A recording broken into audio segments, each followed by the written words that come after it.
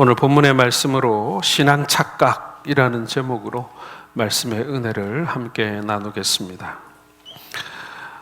여러분, 요즘에 우리가 국내든 국외든 우리가 비행기를 탈 일이 과거보다 참 많이 늘었다라는 생각을 하게 됩니다. 과거에는 한 번도 평생 비행기를 타보지 못하고 생을 마감하는 사람들도 굉장히 많았습니다만은 요즘에는 비행기를 타고 해외든 국내든 다니는 것이 그렇게 어렵지 않은, 보편적인 그런 교통수단이 되어 있습니다. 이렇게 비행기를 조종하는 이 조종사들의 이야기도 점점 많아지고 있는데요. 일반적으로 사람을 태우는 여객기 조종사는 이 비행기가 늘 수평을 유지해서 같은 방향으로 비행하기 때문에 그런 실수가 잘 없습니다만은 전투기를 조종하는 조종사들은 여러 가지 어려움이 많다고 합니다. 왜냐하면 그들은 똑바로만 비행을 하는 것이 아니라 뒤집어지기도 하고 빙글빙글 회전하기도 하고 수직으로 또 이렇게 상승하기도 하고 낙하하기도 하면서 급격한 방향 전환을 하는 그런 비행을 하게 됩니다. 그렇게 날다 보면 바다도 푸르고 하늘도 푸르기 때문에 어느 쪽이 하늘이고 어느 쪽이 바다인지를 구분을 못하게 되는 비행 착각을 일으킨다고 합니다. 조종사가 비행 착각에 빠지게 되면 비행기가 같은 고도에서 비행을 하고 있어도 속도를 좀 내었을 때는 비행기가 위로 올라가는 것처럼 느껴지고, 반대로 속도를 좀 늦추었을 때는 비행기가 땅으로 떨어지는 것처럼 그렇게 느껴진다고 합니다.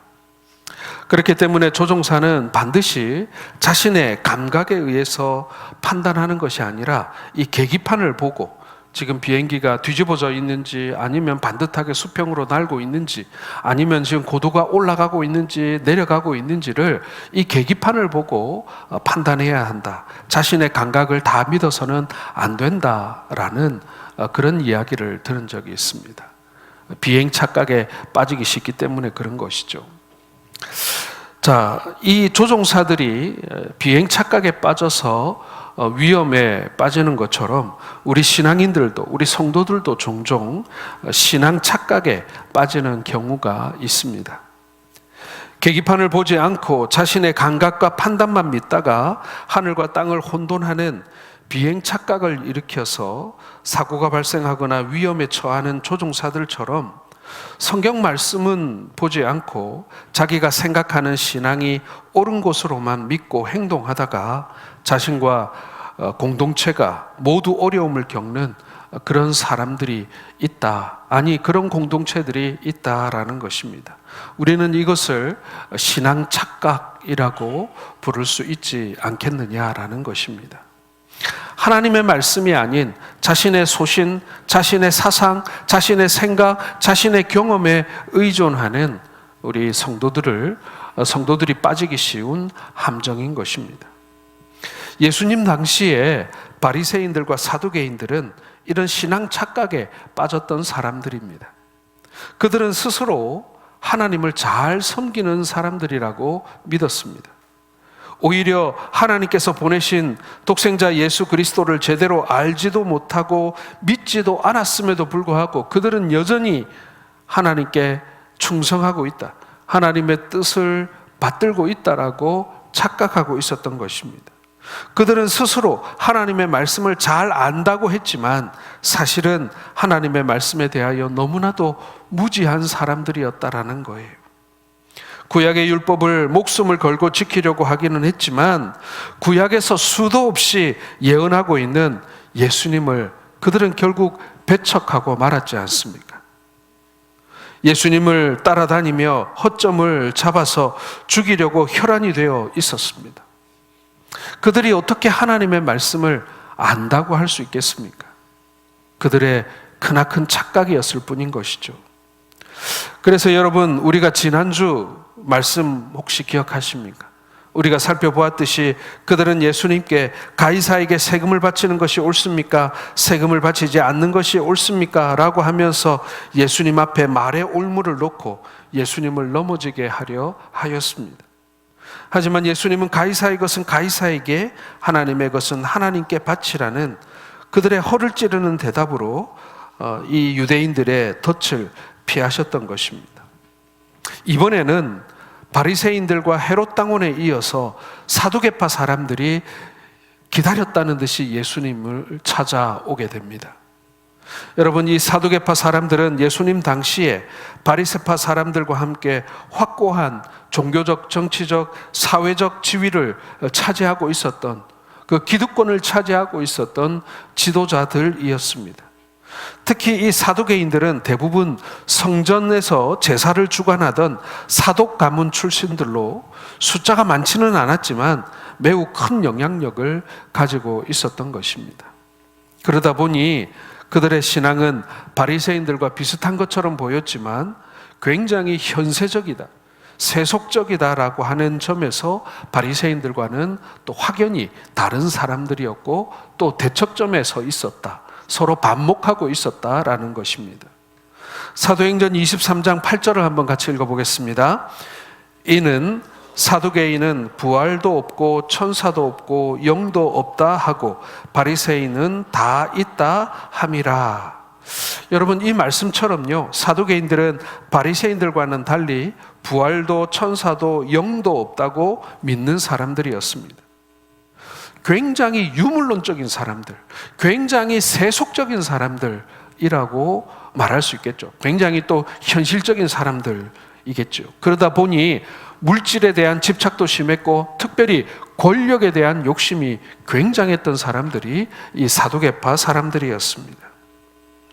당장 눈앞에 있는 것이 중요한 지극히 현실주의자들이었다라고 할 수 있겠죠.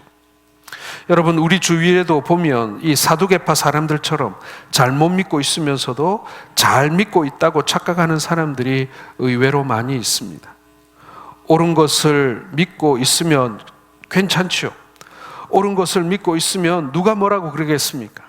그러나 문제는 잘못된 것을 믿고 있으면서도, 잘못 믿고 있으면서도 그 사실을 모른다, 도리어 그것이 옳다라고 이렇게 마음을 닫아놓고 있는 사람들이 있다라는 것입니다.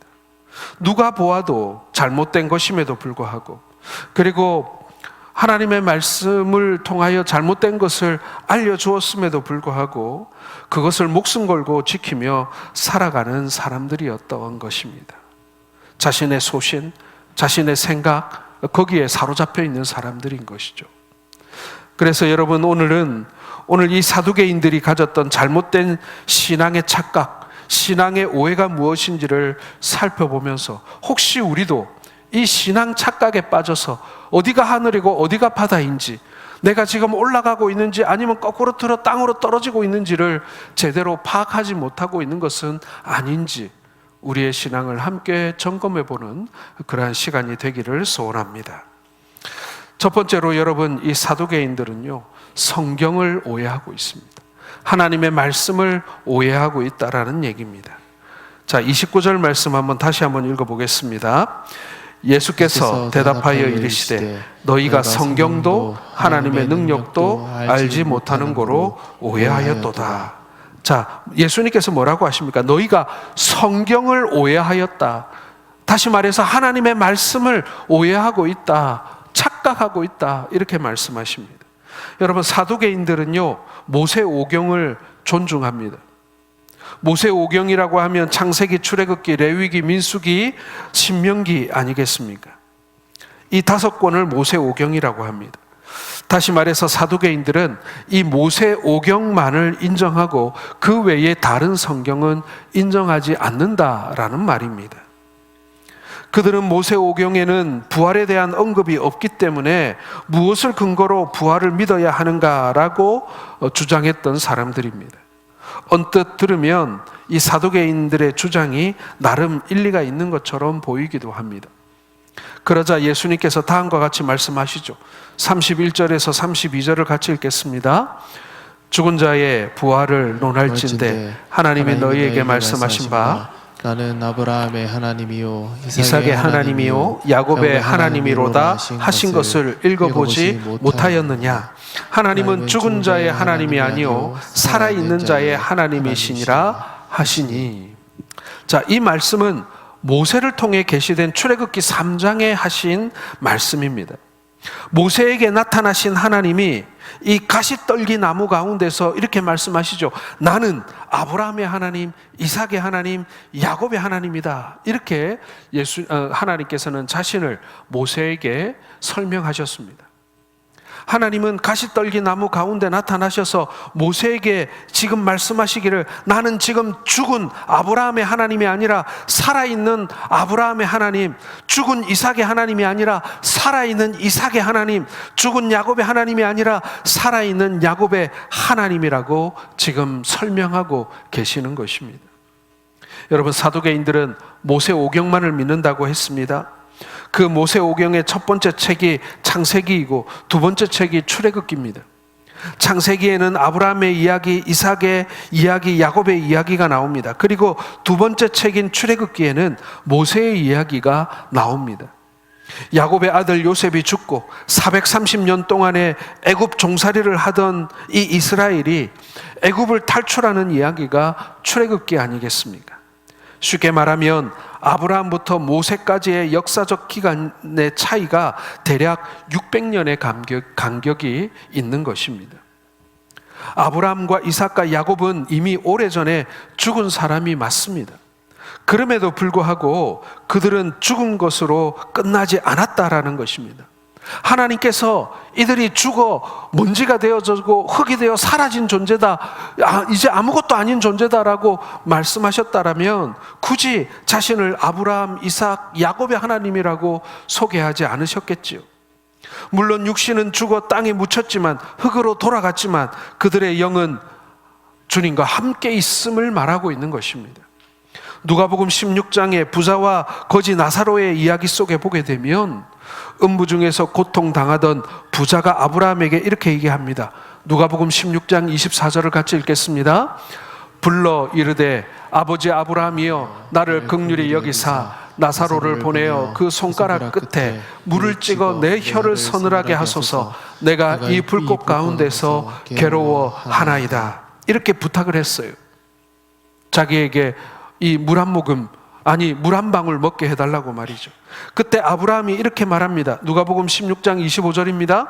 아브라함이 이르되 너는 살았을 때에 좋은 것을 받았고 나사로는 고난을 받았으니 이것을 기억하라. 이제 그는 여기서 위로를 받고 너는 괴로움을 받느니라. 자, 이 말씀에 의하면 아브라함은 죽음으로 끝나지 않았지요. 그는 더 이상 아무것도 아닌 존재가 아니지요. 그는 이미 오래전에 죽은 사람이지만 그러나 그는 죽은 사람이 아니었다라는 것입니다. 만약 아브라함이 죽음으로 끝났다면 하나님은 죽은 자의 하나님이라고 밖에 할 수 없습니다. 그러나 아브라함은 하나님과 함께 있기 때문에 하나님은 죽은 자의 하나님이 아니요 산 자의 하나님이라고 말할 수가 있는 것입니다. 여러분, 창세기부터 요한계시록까지 성경 전체를 보게 되면요, 부활에 관한 많은 말씀을 우리는 발견할 수 있습니다. 그리고 부활 신앙을 가지고 하나님의 역사를 경험한 많은 믿음의 선진들을 우리는 만날 수 있습니다. 그럼에도 불구하고 여러분, 우리 주위를 보게 되면 부활 신앙을 온전히 붙들지 못한 그리스도인들이 참으로 많다는 생각이 듭니다. 주님 배울 날이 있고 우리가 육신의 부활뿐만 아니라 우리가 육신은 죄로 그리고 흙으로 돌아간다 할지라도 우리의 영혼은 우리 주님께 이렇게 올라가서 주님의 영접을 받게 될 것을 우리는 모두 믿고 있습니다. 천국에서 우리가 안식하게 될 것을 우리가 믿고 있음에도 불구하고 그런 부활이 없는 것처럼, 우리에게 부활이 약속되어 있지 않은 것처럼 지금 당장의 눈앞에 보이는 현실만에 매여 살아가고 있는 그리스도인들이 얼마나 많은지 모릅니다. 지금 살아가고 있는 이 육신이 전부인 것처럼, 지금 우리가 살아가고 있는 이 세상이 전부인 것처럼 거기에 모든 것을 걸어버린 그리스도인들 말입니다. 그 이유가 무엇이겠습니까? 바로 성경을 오해했기 때문에, 성경을 알지 못하기 때문에, 하나님의 말씀에 대하여 무지하기 때문에 그렇다라는 것입니다. 그리고 설령 알고 있다 할지라도 그것을 믿지 못함으로 말미암아 이 영으로 읽어야 할 하나님의 말씀을 제대로 이해하지 못하는 그러한 착각에 빠져 있다라는 것입니다. 성경을 읽기는 읽었지만 대충 읽어 부활에 대하여 모르기 때문입니다. 성경을 읽지도 않고 사두개인처럼 오해하고 착각하는 일을 여러분, 우리는 경계해야 하는 것이죠. 사랑하는 성도 여러분, 오늘 사두개인들은 하나님의 말씀을 몰랐다가 아니라 하나님의 말씀을 착각하고 오해하였습니다. 우리도 사두개인들과 같은 위험에 얼마든지 빠질 수 있습니다. 하나님의 말씀에 대하여 너무나도 잘 알고 정통함에도 불구하고 그 말씀을 우리가 영으로 믿지 못함으로 말미암아 우리가 제대로 그것을 믿는 것이 아니라 오해하고 착각하는, 그래서 내가 가지고 있는 어떤 사상이나 생각이나 지식, 경험 때문에 하나님의 말씀을 하나님의 말씀으로 온전히 보지 못하고 내가 마치 비행 착각에 빠지듯이 착각에 빠진 신앙을 우리가 가질 수도 있다. 여러분, 이것을 우리는 예수님께 책망받은 사두개인들의 모습을 보면서 우리는 경계해야 할 줄로 믿습니다. 뿐만 아니라 이 사두개인들은요, 하나님의 능력을 오해했습니다. 자, 하나님의 성경을 너희가 성경도 오해하였다고 되어 있고, 그 다음에 뭐라고 되어 있습니까? 29절 하반절에 하나님의 능력도 알지 못하는 거로 오해하였다, 이렇게 말씀하고 있습니다. 사두개인들은 하나님의 능력을 제대로 모르기 때문에 오해하였습니다. 사두개인들은 하나님을 믿는다라고 주장하면서도 하나님께 제사도 드렸지만 정작 하나님의 능력을 알지 못했다, 경험하지 못했다라는 것입니다. 바리새인들이나 사두개인들은 아브라함을 자신의 믿음의 조상이라고 그들은 여겼고 그렇게 자부해 왔습니다. 그래서 자신들이 아브라함의 자손이라는 사실을 너무나도 영광스럽게 자랑했어요. 특별히 모세 오경만 믿는 사두개인들에게 이 아브라함이 믿는 하나님은 죽은 자도 살리시는 하나님이셨습니다. 자, 로마서 4장 16절 하반절에서 17절까지 사도 바울은 아브라함이 하나님을 어떤 하나님으로 믿고 있었는지를 아주 자세히 묘사하고 있습니다. 자, 같이 읽겠습니다. 아브라함은 우리 모든 사람의 조상이라 기록된 바 내가 너를 많은 민족의 조상으로 세웠다 하신과 같으니 그가 믿은 하나님은 죽은 자를 살리시며 없는 것을 있는 것으로 부르시는 이시니라. 다시 말해서 아브라함이 어떤 하나님을 믿었느냐? 아브라함이 하나님을 어떻게 믿고 있었느냐? 죽은 자를 살리시며 없는 것을 있는 것 같이 부르시는 하나님으로 믿었다. 오늘 이렇게 아브라함의 신앙에 대하여 이 바울 사도는 설명하고 있는 것입니다. 자, 그 근거가 어디에 있는가? 도대체 이 아브라함이 이런 신앙을 가졌다라는 근거가 어디에 있기에 바울 사도가 이렇게 설명했는가? 자, 히브리서 11장 19절을 같이 읽겠습니다. 그가 하나님이 능히 이삭을 죽은 자 가운데서 다시 살리실 줄로 생각한지라. 자, 아브라함이요, 하나님으로부터 독자 이삭을 이 번제로 바치라는 그런 명령을 받습니다. 그때 이 아브라함이 그 독자 이삭을 하나님께 바치기 위하여 그 산으로 가면서 100세에 낳은 아들을 모리아 산에서 하나님께 바치기 위하여 가면서 그가 어떤 고백을 했다고요? 하나님이 능히 이삭을 죽은 자 가운데서 다시 살리실 줄로 그가 믿으며 그 말씀에 순종했다라는 것입니다. 어떻게 아버지가 되어서 이 아들을 그렇게 죽는 자리로 그렇게 가면서 아무 생각 없이 그렇게 갔겠습니까? 아브라함에는 믿는 구석이 있었습니다. 아브라함에게는 확실한 신앙이 있었던 거예요. 설령 하나님의 명령에 따라 이 이삭을 하나님께 바친다 할지라도 하나님께서 이 이삭을 다시 살리실 것에 대한 확신이 있었기 때문에, 부활의 하나님에 대한 확신이 있었기 때문에 그는 주저하지 않고 아들을 데리고 모리아 산으로 갔던 것입니다. 하나님은 진흙으로 사람을 만드시고 그 코에 생기를 불어넣으셔서 아담을 만드셨습니다. 이것은 하나님의 창조 사역 중에 6째 날에 있었던 일이지 않습니까? 그렇다면 하나님께서 죽은 자를 다시 살리시지 못하실까요? 무에서 유를 창조하시는 하나님이시라면, 진흙덩이에 생기를 불어넣어 사람을 만드신 하나님이시라면 죽은 자에게 생명을 불어 다시 살리는 것이 여러분 어려운 일이겠습니까? 훨씬 더 쉬운 일이 아니었겠습니까? 에스겔서 37장에도 보면 골짜기에 쌓여있던 하얀 백골들이, 생명이라고는 조금도 찾아볼 수 없는 그 뼈들이 하나님의 말씀을 통하여 어떻게 되었습니까? 에스겔 37장 5절에 내가 생기를 너희에게 들어가게 하리니 너희가 살아나리라. 그러자 어떻게 됩니까? 수많은 뼈들이 서로 연결되어지고 뼈에 힘줄이 생기고 살이 오르고 가죽이 덮였습니다. 그리고 9절 하반절에 뭐라고 말씀하십니까? 같이 읽겠습니다. 생기야, 사방에서부터 와서 이 죽음을 당한 자에게 불어서 살아나게 하라. 네, 우리 하나님의 이 말씀 한마디, 생기야 모여 이 죽은 자들이 다시 살아나게 하라는 그 말씀 한마디에 생기가 그들에게 들어가며 그 뼈들이 살아나 큰 군대가 되었다라고 말씀하고 있습니다. 여러분, 이처럼 하나님은 죽은 자의 하나님이 아니라 산자의 하나님인 줄 믿습니다. 하나님은 우리를 만드셨을 뿐만 아니라 우리를 부활시킬 수 있는 능력의 하나님이신 줄 믿으시길 바랍니다. 그러므로 여러분들이 가진 지식으로 하나님의 능력을 오해하는 일이 없기를 바랍니다. 나의 얕은 지식으로 하나님의 능력을 착각하지 마시기 바랍니다. 그분에게는 능치 못할 일이 없습니다. 하나님의 선한 계획은 반드시 성취되어집니다. 중요한 것은 그 하나님의 뜻을 알고 그분과 나를 맞추는 일입니다.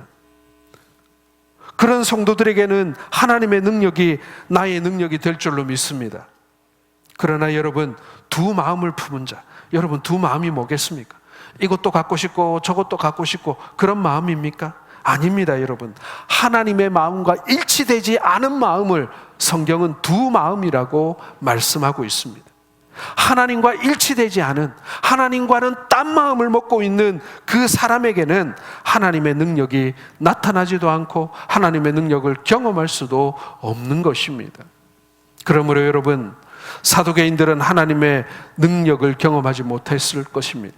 아니, 하나님의 능력을 경험하지 못했습니다. 왜요? 하나님과 딴 마음을 먹고 있었으니까요.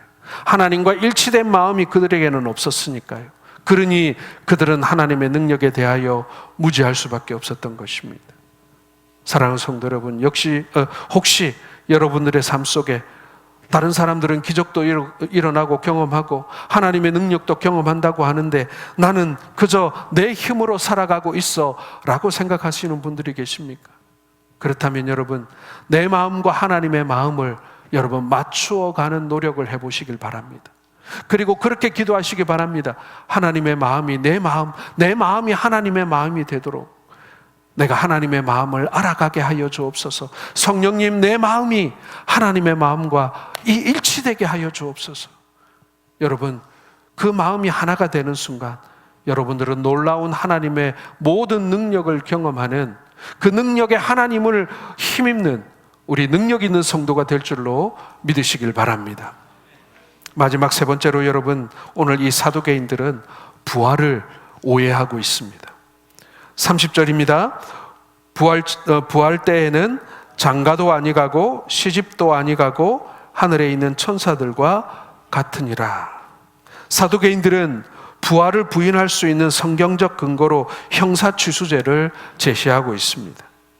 이 율법에 따르면 아들을 낳지 못하고 죽은 사람의 경우 그 사람의 부인은 남은 형제와 결혼을 하여 혈통을 이어줄 의무가 있었습니다. 그리고 이 율법을 따르지 않는 자는 큰 수치를 당하도록 규정되어 있는 것입니다. 여러분, 무슨 얘기입니까?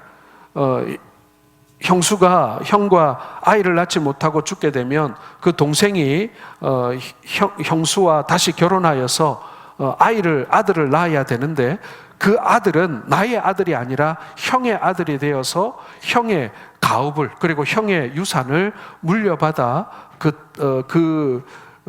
이 혈통이 유지되게 해야 한다라는 것입니다. 바로 그 얘기를 하고 있는 거예요. 사두개인들은 이 율법의 내용을 가지고 예수님을 상대하려고 하였던 것입니다. 그러면서 극단적인 적용을 합니다. 칠형제가 있는데 맏형이 결혼하고도 아들이 없어 죽었는데 둘째도 셋째도 넷째도 결국 일곱째까지 아무도 아들을 낳지 못하고 다 죽었다면 부활한 후에 율법의 규정대로라면 이 여자는 누구의 아내인가라고 예수님께 질문하고 있는 것입니다. 만일 부활이 있다면 이 부활한 후에 매우 부도덕적이고 난잡한 상황이 될 수도 있으니 율법을 부인하든지 아니면은 이 부활을 부인하든지 해야 한다라는 그런 논리인 것입니다. 남편은 7이고 부인은 하나이니 도대체 누구 부인이냐는 거예요. 그러자 우리 주님이 말씀하십니다. 너희가 오해하였다. 너희가 착각하였다라는 거예요. 부활 때에는 장가도 아니가고 시집도 아니가므로 사두개인들이 걱정하는 그런 일은 일어나지 않는다라는 것입니다. 사두개인들은 부활을 오해하였습니다. 자신들의 지식만 가지고 부활을 생각하고 있었기 때문에 바로 이런 주장을 할 수 있었던 거예요. 지금 세상에서 살아가고 있는 자신들의 그 복잡다나한 그 인생들의 모습을 부활 이후에도 그대로 이어가게 되는 것 아니냐, 인간 사는 게 다 그런 것 아니냐라고 그들은 오해했던 것입니다. 그러나 주님은 천국에서 아브라함과 이삭과 야곱이 살아있는 것을 보신 분입니다. 죽은 자가 부활하면 그 생활이 어떤 것인지 이미 아시는 분이신 것입니다. 그러므로 사두개인들과 같은 그런 일은 일어나지 않을 것이라는 거예요. 한 번은 여러분 음악의 신동이 누굽니까? 혹시 아세요? 음악의 아버지, 음악의 어머니, 그리고 음악의 천재, 그런 거 얘기 들어보셨습니까? 예, 음악의 천재라고 한다면 모차르트겠죠. 모차르트가 어느 날 길을 가다가 모차르트 연구회라는 간판을 보게 됩니다. 자신에 대한 연구를 하는 모임이라고 하니 흥미로운 생각이 들어서 그곳에 들어가 보았습니다. 사람들이 모여서 이 모차르트가 만든 곡을 감상하고 있었습니다. 그리고 한 사람이 그 곡의 진행에 따라 열심히 그 곡을 해설하고 있었습니다. 그 해설이라고 하는 것을 들어보니 아주 가관이었어요.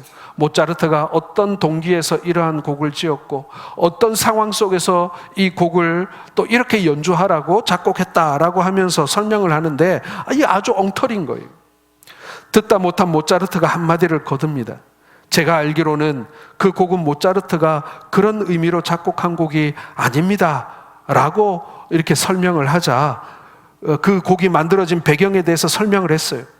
그 곡을 만든 작곡자가 직접 그 곡에 대한 설명을 하고 있는 것 아닙니까? 어떤 해설자가 해설하는 것보다 정확한 해설이 될 거예요. 자, 그런데 이 모차르트의 말을 들은 그 모임의 해설자가 이렇게 얘기합니다. 모차르트라고 한다면 내가 최고의 권위자인데 당신이 뭘 안다고 그런 무식한 말을 하는가? 라고 하면서 모차르트에게 무안을 주었다라고 합니다. 여러분, 참비시고 창조주 되신 그 하나님께서, 그 살아계신 하나님이 직접 사람에게 찾아오셔서 오늘 부활에 대하여 설명하고 계십니다. 예수 그리스도께서는 살아계신 하나님이십니다. 우리를 지으신 분이십니다. 그런데 그분이 오셔서 우리의 부활에 관하여 설명하고 있습니다. 그런데 사두개인들은 자신들의 잘못된 지식을 가지고 도리어 예수님을 가르치려고 하고 꾸짖으려고 하고 그리고 함정에 빠뜨리려고 하고 있는 것입니다. 얼마나 웃긴 얘기입니까, 여러분? 우리는 예수님이 부활이 있다고 하면 우리는 그 믿음의 길로 가면 되는 것입니다. 내가 알고 있는 잘못된 지식으로 부활을 설명하거나 혹은 부활이 없다라고 말하는 것은 지극히 어리석은 일입니다. 사두개인처럼 부활을 오해하거나 착각하지 마시기를 바랍니다. 내가 가지고 있는 지식으로 착각하지 마시기 바랍니다. 내가 설명할 수 있는 나의 어떤 이 한계가 일천한 나의 어떤 그런 지식을 가지고 이 부활에 대하여 우리가 재단할 수 없는 것입니다. 이제 말씀을 마치고자 합니다. 제 아내가 하는 일들 중에 절대로 걸을 수 없는 일, 반드시 해야 될 일 중에 하나가 뭐냐면 다림질입니다. 별로 좋아하진 않습니다. 그런데 꼭꼭 해야 합니다. 이 다림질. 와이셔츠를 하루만, 아니 반나절만 입고 나도 하루 동안의 피로함처럼 이 셔츠는 사정없이 구겨져 버립니다. 다리지 않으면 못 입습니다. 이 마귀 사탄은 우리를 구겨지게 만듭니다. 그러나 예수님은 우리를 펴주시는 분이심을 여러분 믿으시길 바랍니다. 마귀는 우리를 망가뜨리지만 예수님은 우리를 회복시켜주는 줄 믿습니다. 이 땅에서 구겨진 인생인들이라 할지라도 만약 예수 그리스도를 믿고 구원받은 사람이라고 한다면 예수 그리스도께서 다시 오시는 그때에 우리가 완전한 모습으로 회복될 줄로 믿습니다. 변화산에서 예수님의 모습은 부활할 때의 우리의 거룩한 모습을 떠오르게 만들어줍니다. 우리의 몸이 지금은 완벽해 보이지 않을지라도 한 살 한 살 10년 20년 나이가 먹어갈수록 우리는 마치 구겨진 서체처럼 우리의 건강은 다시 회복되지 않고 우리는 점점 늙어가고 우리는 점점 병들어가고 그리고 경우에 따라서는 우리의 마음도 상처받고 망가져가기도 합니다. 우리의 몸은 지금은 완벽해 보이지 않을지라도 부활할 후에 완전한 부활의 몸을 갖게 될 것입니다. 그 몸은 다시는 아프지 않은 몸이고 피곤하지 않은 몸이고 썩지 않을 몸이 될 것입니다. 우리의 이 구겨지고 망가지고 연약해져 있는 우리의 육신과 인생을 우리 주님께서는 다시 회복시키시며 완전케 하실 것을 여러분 믿으시길 바랍니다. 그러므로 예수를 믿고 구원받은 우리가 다시 오시는 주님을 영접할 그때 우리의 몸이 영원한 몸으로 변화된다는 사실을 믿으시고 부활의 역사와 은혜를 사모하시기를 바랍니다. 부활의 때에 주님의 그 영광에 우리가 함께 참여하게 될 것입니다. 사랑하는 성도 여러분, 우리는 사두개인들처럼 성경 말씀을 오해하거나 하나님의 능력을 오해하거나 부활을 오해하는 일 없이 썩지 않을 몸과 영광스러운 몸과 강한 몸과 신령한 몸으로 변화될 것을 믿고 우리 주 안에서 항상 복된 삶을 살아가시는 우리 성도들 되시기를 주의 이름으로 축원합니다. 우리 주님께서 구겨진 우리들을 다시금 펴주시고 온전케 하실 그날, 나의 지식과 생각과 사상을 뛰어넘는 그 하나님의 그 놀라운 부활의 능력을 여러분 확신하면서 이 어렵고 힘든 세상, 그리고 우리가 때때로 어렵고 넘어지는 세상이지만 오늘 하루를 다시금 주의 능력을 힘입고 그 부활의 능력을 붙들고 살아가시는 우리 모든 성도들 되시기를 주님의 이름으로 축원합니다.